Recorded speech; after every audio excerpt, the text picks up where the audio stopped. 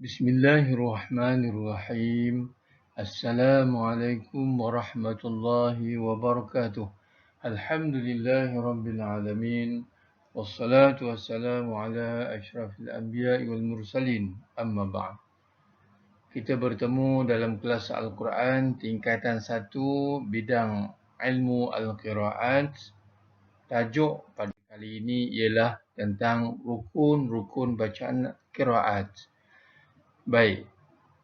Dalam pelajaran kali ini kita mengkaji tentang apakah rukun bacaan qiraat yang dibenarkan.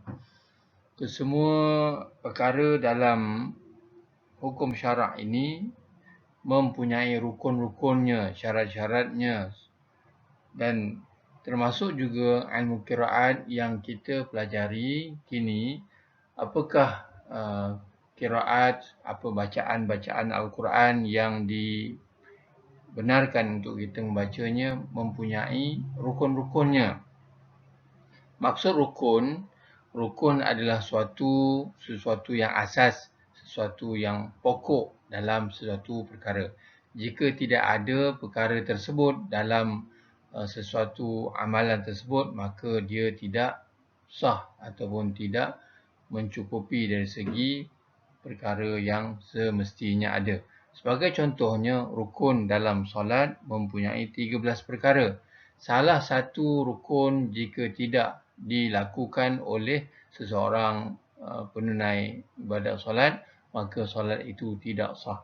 Begitu juga dalam rukun bacaan Al-Quran ataupun khusus kepada qiraat yang dipelajari oleh kita kini, ada 3 rukun bacaan qiraat. Yang pertama, bacaan tersebut mestilah menepati kaedah bahasa Arab dalam salah satu bentuk-bentuknya.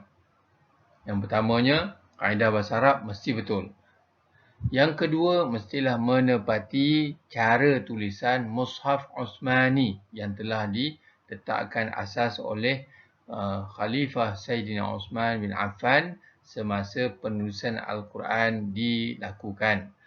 Yang ketiga, rukun bacaan qiraat itu mestilah diterima secara mutawatir. Mutawatir bermakna terbukti kebenarannya, tidak berlaku pendustaan. Jadi, rukun bacaan qiraat yang ketiga ialah mesti diterima cara qiraat itu secara mutawatir, ia sejak daripada zaman Rasulullah SAW. Jadi ada 3 perkara anak-anak rukun bagi bacaan qiraat. Yang pertama, mesti menepati kaedah bahasa Arab, nahwu bahasa Arab, tata bahasa Arab. Yang keduanya, menepati cara tulisan Mushaf Uthmani, dan yang ketiganya secara mutawatir. Kita lihat perkara yang kedua yang perlu kita bincangkan pada kali ini ialah kategori. Kategori qiraat itu mempunyai 6 jenis. Ada 6 kategori qiraat. Yang pertama, qiraat mutawatir. Apa makna qiraat mutawatir? Qiraat mutawatir adalah qiraat yang diambil atau diterima secara beramai-ramai. Mutawatir adalah menerima secara beramai-ramai daripada Rasulullah SAW, dan tidak mungkin berlakunya pendustaan hingga ke hari ini. Bermakna qiraat mutawatirah yang Ustaz simpulkan di sini, qiraat mutawatirah ada 7 imam yang membawa cara bacaan yang akan dibincangkan pada masa akan datang. 7 bacaan imam-imam qiraat, 7 orang tersebut dianggap sebagai qiraat mutawatirah. Mustahil berlaku pendustaan daripada dahulu hinggalah ke hari ini. Seperti qiraat-qiraat yang telah dicatatkan di dalam Tariq Asy-Syatibi dan Tariq Al-Jazari. Ini adalah ulama yang telah memaktubkan, yang membukukan, menulis kesemua qiraat-qiraat, kumpulan qiraat imam-imam dalam kitab Hirzul Amani, nama kitab itu. Ya. Baik, jadi Qiraat mutawatirah ini ada 7 imam yang disenaraikan tadi. Ya, yang pertama saya sebutkan secara ringkas. Yang pertama Imam Nafi'. Yang kedua Imam Ibnu Kathir. Yang ketiga Imam Abu Amr. Yang keempat Imam Ibnu Amir. Yang kelima Imam Asim. Imam kita ialah imam yang kelima, Imam Asim. Yang keenam Imam Hamzah. Dan yang ketujuh Imam Al-Kisai. Ada 7 imam yang bertaraf. Kategori pertama iaitu qiraat mutawatirah. Ya, yang terbukti kesahannya, kebenarannya, tidak berlaku pendustaan. Yang kita nak belajar salah satu daripada 7 imam qiraat tersebut. Okey, baik. Ya, dan kita di Malaysia kita membaca qiraat yang kelima iaitu Imam Asim dalam pembacaan kita di Malaysia, di masjid-masjid, di radio, di TV dan sebagainya. Ya, baik. Kategori yang kedua disebut sebagai qiraatun masyhurah. Qiraatun masyhurah. Qiraat yang kedua qiraat masyhur, dia terkenal. Apa makna masyhurah? Masyhurah bermakna yang sah sanadnya. Sanadnya betul sampai kepada Rasul sampai hari ini, tetapi tidak sampai ke tahap atau martabat mutawatir. Sanadnya sampai, tetapi bukan kumpulan secara beramai-ramai. Syarat kedua, rukun yang kedua, ya, yang kedua menepati istilah dan kaedah bahasa Arab. Dikira dapat memenuhi kaedah bahasa Arab, baris depan dan sebagainya, dhammah, kasrah, ya, apa dan sebagainya. Kaedah bahasa Arab tepat, betul, dan juga rukun yang ketiga menepati tulisan Mushaf Osmani juga dapat. Jadi ketiga-tiga rukun terdapat pada qiraat masyhurah, tetapi dari segi martabat sanadnya kurang sedikit daripada mutawatir tersebut. Jadi sebab itulah dia menempati tempat yang kedua selepas mutawatirah, iaitu qiraat masyhurah. Dan 7 imam tadi adalah imam-imam mutawatir, qiraat mutawatirah, ya, yang disebutkan tadi. Manakala kategori yang kedua, qiraat masyhurah, ini ada 3 imam tambahan bagi yang masyhurah. Yang pertama Imam Abu Ja'far, nama sebenarnya Yazid bin Al-Qa'qa'. Yang kedua Imam Ya'qub, nama sebenarnya Ya'qub bin Ishaq. Dan imam yang ketiga ialah Imam Khalaf. Ketiga-tiga imam ini merupakan qiraat masyhurah. Jadi, ya, kita dah tahu tadi qiraat mutawatirah ada 7 imam, manakala qiraat masyhurah ada 3 imam. Jadi qiraat ini masyhur di sisi imam qiraat, imam qurra, dan ianya tidak terdapat kesilapan dan keganjilan. Ya, bacaan qiraat tersebut dikira sebagai satu ibadah. Jadi semua bila dihimpunkan qiraat mutawatirah yang paling tertinggi, yang keduanya masyhurah 3, bermakna qiraat yang boleh dibaca dalam kehidupan kita sebagai seorang Muslim ialah sebanyak 10 qiraat yang terdapat. Cuma kita di Malaysia belajar baru 1 imam saja. Itu pun tak habis membaca dengan betul. Ya.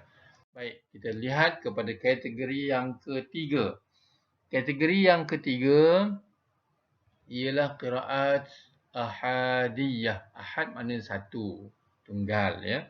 Apa makna ahadiyah? Qiraat ahadiyah ni dia satu je, iaitu sah sanadnya. Sanadnya betul tetapi tidak terdapat di dalam Mushaf Osmani, tak tercatat dalam Mushaf Osmani, lain cara tulisannya itu.